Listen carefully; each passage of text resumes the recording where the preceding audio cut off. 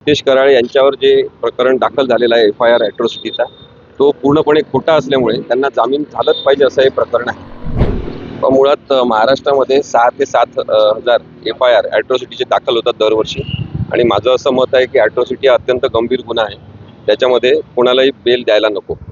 परंतु नितेश कराळे यांच्यावर जे प्रकरण दाखल झालेलं आहे FIR ॲट्रॉसिटीचा, तो पूर्णपणे खोटा असल्यामुळे त्यांना जामीन झालंच पाहिजे असं हे प्रकरण आहे.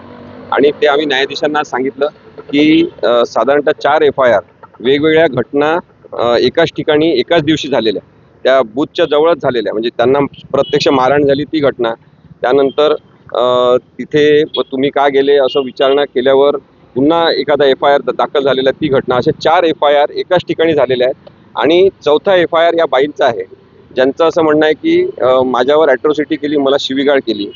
आता विशेष म्हणजे त्या शेवटच्या FIRचा उल्लेख कोणत्याही आधीच्या FIR मध्ये नाही किंवा अशी घटना घडली. आज त्या बाईंनी कोर्टामध्ये सांगितलं की ही घटना म्हणजे मी जेव्हा सुरुवातीला गेली तेव्हा सुरुवातीलाच नितेश कराळेंनी विचारलं तुझी जात कोणती आहे, आणि तिथून ती घटना सुरू झाली. तर मग मारहाणीच्या घटनेमध्ये त्या घटनेचा उल्लेख नाही.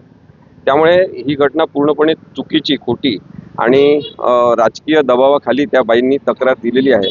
माझं असं मत आहे की ॲट्रॉसिटी कायदा अत्यंत गंभीर कायदा आहे आणि जे शेड्यूल कास्ट शेड्यूल ट्राईब आहे त्यांचा वापर शस्त्राप्रमाणे राजकीय लोक करतात आणि खोटे FIR त्यांच्या माध्यमातून त्यांच्या मदतीने दाखल करतात. हे अत्यंत गंभीर आहे, याची दखल कोर्टाने सुद्धा घेतली पाहिजे असं मला वाटते. या प्रकरणामध्ये नितेश कराळे यांना जामीन झाला पाहिजे असा युक्तिवाद आम्ही केला आणि न्यायाधीश त्याच्यावर लवकरच निर्णय देतील.